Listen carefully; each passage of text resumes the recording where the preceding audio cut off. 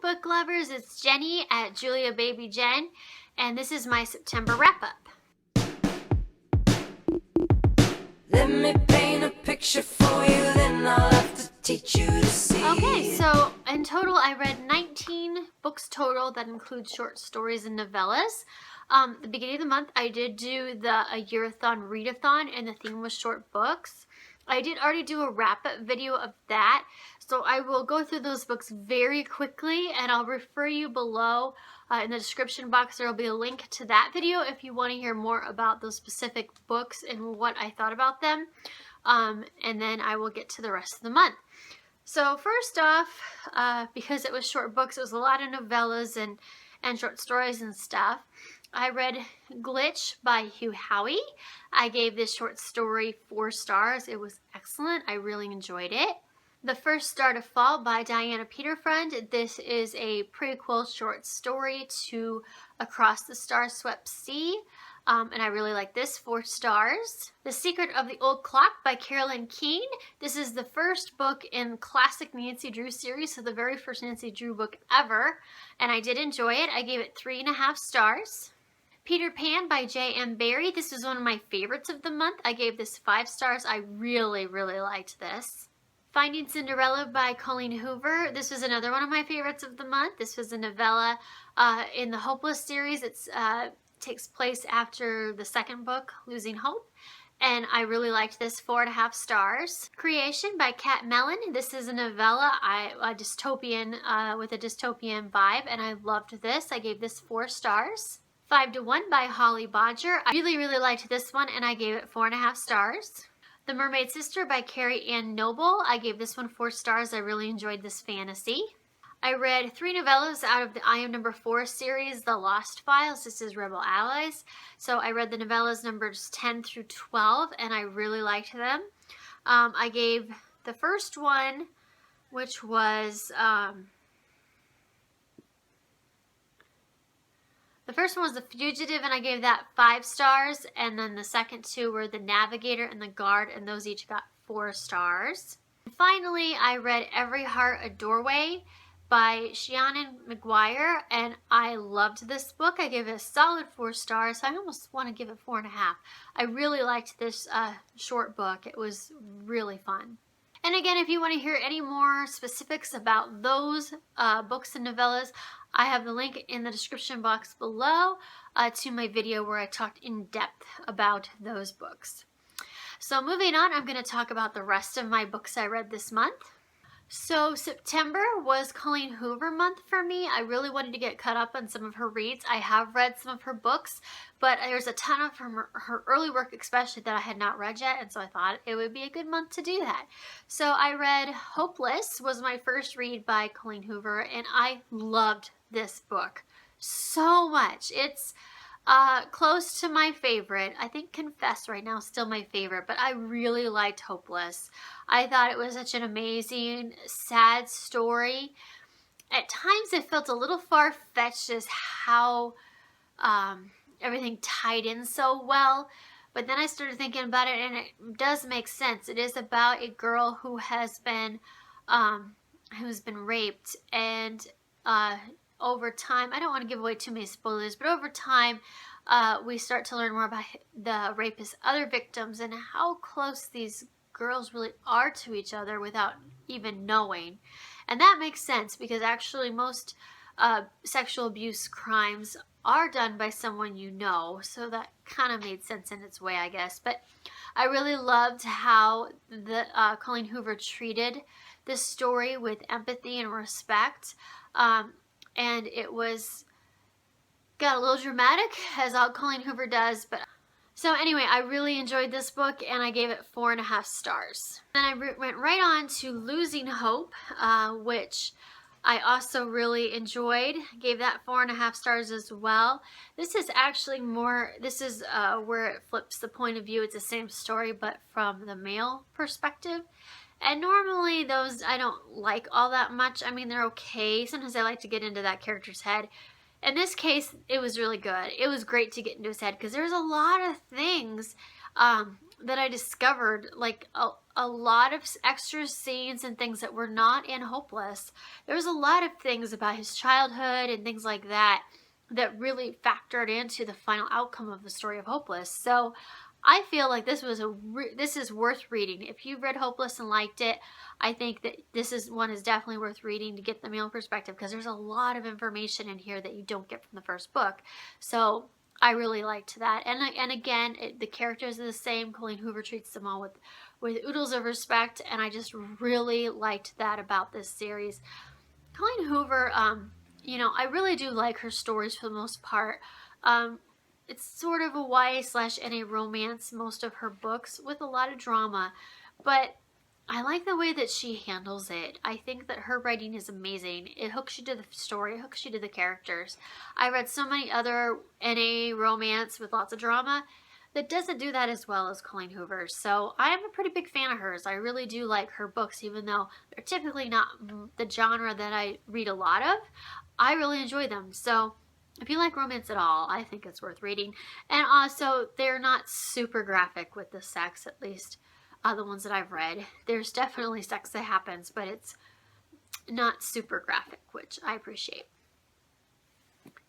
And then I talked about Finding Cinderella, which is the novella in the series. So I did read that. So then I moved on to Slammed by Colleen Hoover, which is her other series one of her oldest series that I hadn't read. And I really liked this one. A lot of people I've heard from thought like this is one of their favorite ones of Colleen Hoover, but I liked Hopeless just a bit better. I gave this a solid 4 stars. I thought it was interesting. I really liked the slam poetry thing, but the whole premise of it just left me a little... I understood how it could happen, but just the idea of a teacher and his student just seemed wrong. I mean, I understand she's 18, so at least she's legal, but it's still a little bit wrong in my opinion. And I understand the whole idea behind it, and there's a lot of things I really like about it, but I think there was a lot of unnecessary drama with that. And also with her mother at times, I had trouble believing it was her mom sometimes, but that was just a little nitpicky things for me. I still really enjoyed the story. It was 4 stars for me. Then I moved on to Point of Retreat, which is not another point of view. It is a continuation of the story between Lakin and Will, and I really liked that we got to see the whole next step and how their relationship went on. This one is told from Will's point of view, however, instead of Lakin's, which the first book is. And I really liked getting Will's point of view. I liked Lakin a whole lot less, though, than I did being in her head. I thought she was a spoiled brat through most of this book, to be honest with you. I thought for someone who had lost her parents, I thought that she should have been way more mature than what she was being, but oh well. So there's parts of it that I just wanted to shake her, but it still was a really good story. I liked the continuation of the story, and I gave this one 4 stars. Then I went on to This Girl, which is the 3rd book in the series, and this one is from Will's point of view, and it's mostly the first book, but it's not all of it is, because it's actually while they're on their honeymoon, and so they're talking in between when he tells little bits and anecdotes of what it was like for him at certain points of the story. We learned a whole bunch of things that happened that Lakin never even knew about. So there's a lot of interesting things that happen in this, and I enjoyed it. I gave it 4 stars. I think it was worth reading. Again, if you like Slammed, I think the sequel and this one is worth reading. But yeah, I like Slam. Like I said, I like the Slam series quite a bit. It's just not my favorite Colleen Hoover, but it's not my least favorite either. I still enjoyed it. But I enjoyed Hopeless so much more.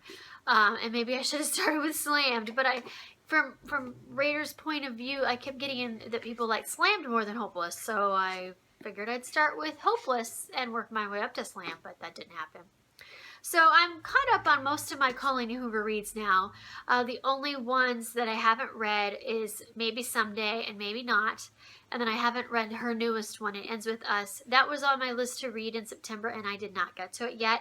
I will hopefully get to it by the end of the year though. So that gave me tons of Colleen Hoover to read and lots of romance, and I honestly didn't get bored with it. And the nice thing I love about her books is I can sit down and read one of her books in a sitting. I finish it in a day. They're just so addictively good. So fun to read. I do, for entertainment, you can't get much better in my opinion, especially for girl entertainment books. Yeah, these are good. So then my nonfiction read for the book was The Time Traveler's Handbook, which was a library book I checked out that I had to return, so I don't have it anymore. But that's kind of what the cover looks like, so you can see that a little bit. I really liked this. This was so much fun. It was basically a fictional way of looking at nonfiction historical settings. So what it was is it was like almost like a travel guide book by this fictional company where time travel is now invented, and these are the experiences that you can buy, like you would buy like a tour to travel somewhere. Well, you could buy these different time experience tours and go on them, and it gave you all the information of what would happen, background information. So these are 18 different experiences that you could experience through this company. But basically it's a way to acquaint you with the time period or different events in history, give you a lot of history but in a fun presentation, and it is really fun and it's very detailed. Like they give you what your daily life would be like while you're doing wherever you're at, and they had you in places like seeing the eruption of Vesuvius, to being in London on VE Day, and what else was there? Oh, there were so many. Can't remember now. Oh, being at the St. Louis World's Fair. There was a lot of different ones. Oh, the Peasants' Revolt in France against Marie Antoinette. So there was tons of cool experiences and things I didn't know a lot about, and I learned so much reading this book. So this was a really fun nonfiction read, especially since I love time travel, and just the idea of being able to go these places would have been cool. But anyway, yeah, so I gave this 4 stars, really enjoyed it. Then I finally finished the last book of the Lorien Legacies, United as One. This is the 7th and last book in the series. I had read a ton of novellas as well. This one was also a library book that I had to return. I really liked the conclusion. I thought it was good. It was action-packed like all the other books. It all made sense. I liked the ending, and I feel it was realistic enough. I was kind of upset about a few deaths, but it was still a really good read, and I really liked it. I guess I would like to see more out of this world maybe in the future. I read The Geography of You and Me by Jennifer E. Smith.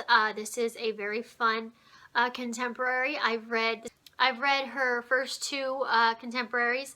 This one I didn't enjoy quite as much. I gave it 3.5 stars. It was still a fun read. I guess I had issues with how stupid the characters were being. And I wasn't a huge fan of the girl MC. I can't think of her name right now. Is it Lucy? I could be wrong. It probably says right here in the description. Yes, it's Lucy. But I liked Owen quite a bit, so he made the book worth reading. It was a cute, fun read. Not as good as some of her other ones, but still a fun, cute, easy read as I throw my Kindle. And the last book I have to share with you is Gemina. I got an ARC. My best friend Jen from Today in Jen's Library mailed this to me so I could read it before it came out. And it was amazing. 5 stars. My favorite read of the month. Easily. I loved it. Even more than Illuminae. I thought it was an amazing sequel. I'm excited for I did pre-order it. I'm excited for my hardcover copy to arrive. Sorry about that. There's a construction on right outside my house right now. I can't wait for my copy to arrive, because some of the final like artwork and stuff in here is not final yet, because this is an ARC. So there's a lot of like documents and things that will be more finalized as when the book is released. So I can't wait to see all that. But I got to read the basic story. I thought it was amazing.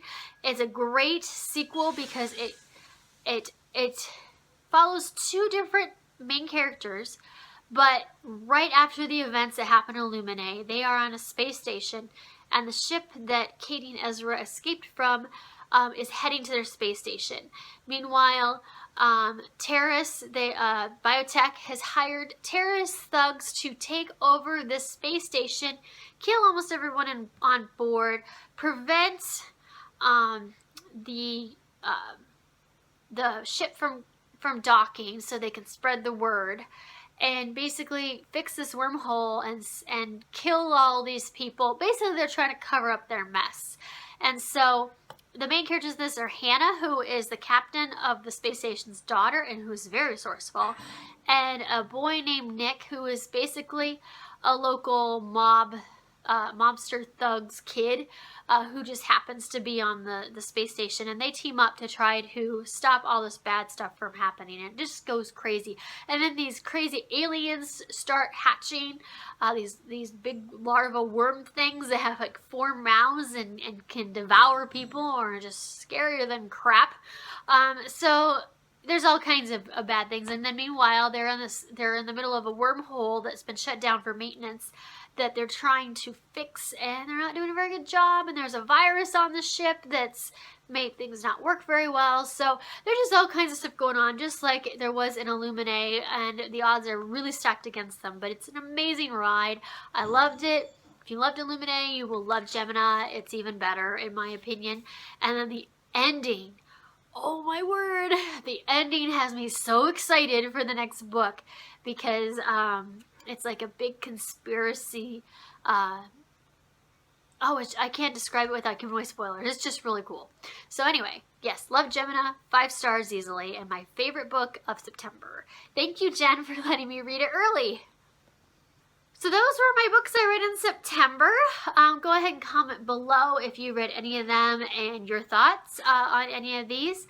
I did not get through very much of my TBR, but readathon, I did add in a bunch of extra books that I wasn't planning on reading, so they kind of took the place of some other books that I was reading. So I have a pretty good stack over on my one bookshelf of the books I did not get to. I'm hoping to get to them, though, most of them by the end of the month. I'll probably throw in my November and December TBRs, not my October, because I kind of already have that set. But don't forget to like, comment, and subscribe below. Links to all the books are in the description box. I hope everyone has a good day. I will talk to you later. Bye.